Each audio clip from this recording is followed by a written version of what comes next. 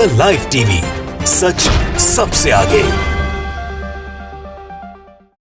अपनी स्क्रीन पर और हम जो देख रहे हैं, बंगाल में टीएमसी को बम्पर बढ़त दोस्तों यहां मिल रही है और ममता बनर्जी एक बार फिर से अपना करिश्माई व्यक्तित्व साबित करने में कामयाब होती दिखाई दे रही हैं।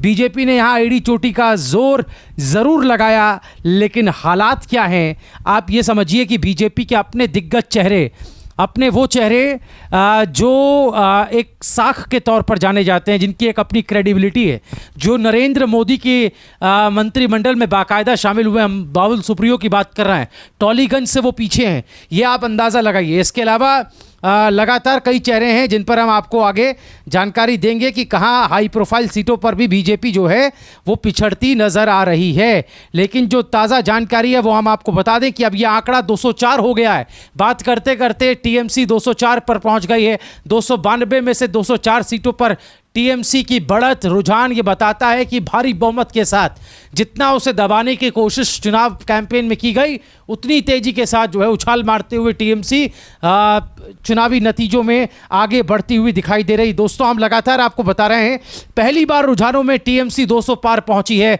ये हम आपको जानकारी दे दें। पहली बार ऐतिहासिक ये जीत टीएमसी की नज़र आ रही है। कहाँ तो आप किला ढहाने की बात करते थे ममता बनर्जी की, और कहाँ जो है ममता बनर्जी की पार्टी 200 के पार पहली बार रुझानों में जो है वो आई है। और ये अपने आप बता रहा है कि ये अभी ट्रेलर है, तो पिक्चर कैसी होगी। दोस्तों, अब आते हैं जिस हॉट सीट पर हम इस वीडियो में बात करने जा रहे हैं, वो है नंदीग्राम।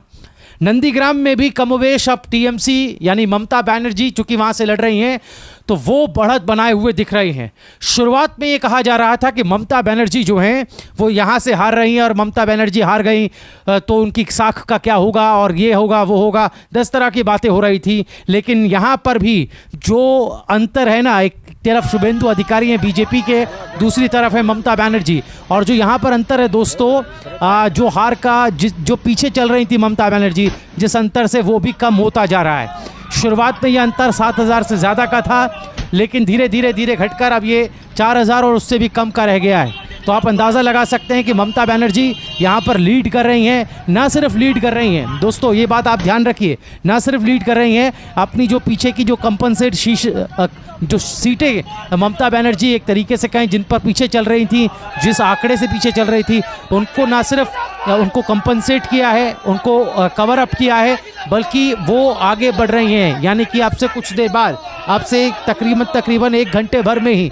तस्वीर जो है पूरी तरह से नंदीग्राम की भी उलट जाएगी, जिसमें दिखेगा कि ममता बनर्जी यहाँ पर आगे हैं। क्योंकि नंदीग्राम की जब हम बात करते हैं दोस्तों, नंदीग्राम का आंदोलन याद आता है, नंदीग्राम के किसान याद आते हैं, उनकी भूमि अधिग्रहण का मसला याद आता है, ज़मीनों के हक की बात उनकी याद आती है, जिसकी अगुवाई कहीं ना कहीं ममता बनर्जी ने की। अब उनके सरोकारों की लड़ाई ममता बनर्जी ने लड़ी, तो इतना आसान नहीं है जो वहाँ का जन समर्थन है उसको वहाँ से शिफ्ट कर पाना ममता बनर्जी से। ममता बनर्जी की अपनी एक लोकप्रियता, हम बार बार कह रहे हैं, कांग्रेस से हटकर कैसे उन्होंने अपने बूते अकेले अपने दम पर एकला चलो के नारे के साथ अपनी पार्टी को स्थापित किया। ना सिर्फ स्थापित किया, वाम दलों का जो एक तरीके से जो जड़ें थी उसको भी उखाड़ फेंका था। हमें वो वक्त नहीं भूलना चाहिए। तो लिहाजा ममता बनर्जी की जड़ें यहाँ बहुत ज़्यादा मजबूत हैं। आंदोलन का एक चेहरा ममता बनर्जी मानी जाती है सूबे के अंदर। किस तरह की क्रांतिकारी सोच उनकी है, और वही कहीं ना कहीं लोगों का एक जन समर्थन भी बनता दिखाई दे रहा है। और इस बार तो इतिहास में ये जीत दर्ज होने वाली है। दोस्तों, बड़ी बात यह है कि जो बीजेपी के नोन चेहरे थे, जिसमें लॉकेट चटर्जी बंगाल के चुनचुड़ा से वो पीछे चल रहे हैं, बाबुल सुप्रियो पीछे चल रहे हैं। दोस्तों, बता दें कि नंदीग्राम की जो सीट है वहाँ पर एक बड़ा तबका, जैसा कि कहा जा रहा है, एक बड़ा तबका ममता बनर्जी के समर्थन वाला है, उनको वहाँ जन समर्थन मिलता है। वहीं एक तबका ऐसा भी है जहां पर शुभेंदु अधिकारी का आधिपत्य सा लगता है। और जो शुरुआत में बैलेट के बाद जो नतीजे आने शुरू हुए हैं, जहां जहां ईवीएम से काउंटिंग शुरू हुई है, वो इलाके थे जहां शुभेंदु अधिकारी का थोड़ा बहुत वर्चस्व था। लेकिन अब जब चूंकि अंतर कम होता जा रहा है लगातार, आप देखिए ना कि 7,000 से ज़्यादा का कहाँ अंतर था, आज अब जो है 4,000 से कम का अंतर बच गया है। तो जो ये लगातार एक तरीके से कम बैक करती हुई ममता बनर्जी आ रही बहुत तेज़ी के साथ, वो ये बता रहा है कि अब ममता बनर्जी के समर्थन वाले इलाकों में जहां उनका अपना एक वर्चस्व वर्चस्व रहा है, प्रभुत्व रहा है, वहाँ की अब ईवीएम की काउंटिंग होना शुरू हो गई है। तो ये बताती है कि ममता बनर्जी पहले धीरे धीरे और अब तेजी के साथ नंदीग्राम में भी अपनी पकड़ बनाती जा रही है। तो 2016 की जो लहर है दोस्तों पश्चिम बंगाल की, वो बरकरार दिख रही है। और बड़ी बात यह है कि उससे भी तेजी के साथ ममता बनर्जी और उनकी पार्टी उससे भी अच्छे प्रदर्शन के साथ इस बार चुनाव जीतती हुई फिलहाल तो नजर आ रही है।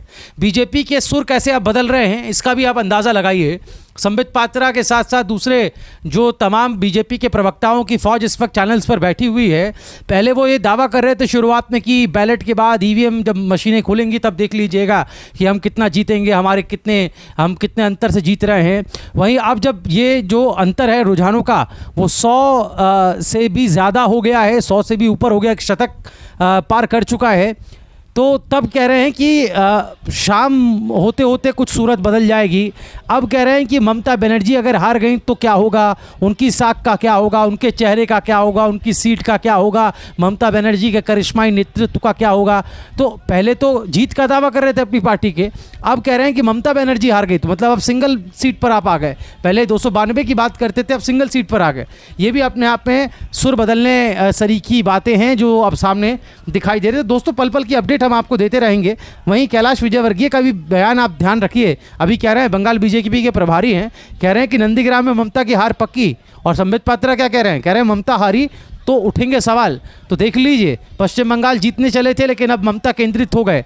दीदी ओ दीदी कहा था, जब चोट लगी थी तो उस पर मजाक उड़ाया था, मीम शेयर किए थे, सवालिया निशान खड़े कर दिए थे, लेकिन ये सब सेंटिमेंट के विषय होते हैं। पश्चिम बंगाल की मुख्यमंत्री के तौर पर ममता बनर्जी की पहचान है, लेकिन उससे पहले भी एक क्रांतिकारी, जन आंदोलनकारी और लोगों के सरोकारों की आवाज़ बनने वाली एक ऐसी नेत्री वो रही हैं। मुख्यमंत्री से बनने से पहले जो लोगों के बीच अपनी एक पहचान बना चुकी हैं, लोगों के लिए, लोगों के हक की लड़ाई लड़ चुकी है। नंदीग्राम में भी कमोबेश उन्होंने ऐसा ही किया था। तो जनता उनको अलग तरीके से देखती है। वहाँ पर विभाजनकारी नीति कामयाब नहीं होती, वहाँ पर ध्रुवीकरण कामयाब नहीं होता, वहाँ पर जात पात कामयाब नहीं होती, वहाँ पर सिर्फ और सिर्फ वहाँ के जो स्थानीय मुद्दे हैं, वहाँ के लोगों के जो सरोकार हैं, वो ही लोगों के लिए महत्व रखते हैं। ये लोगों ने एक बार फिर से बता दिया। हम आपको फिर अपडेट के साथ एक वीडियो के साथ हाजिर होंगे। आप कहीं मत जाइए, द लाइव टीवी पर चुनाव कवरेज की ये सिलसिला जो है वो लगातार जारी। द लाइव टीवी, सच सबसे आगे।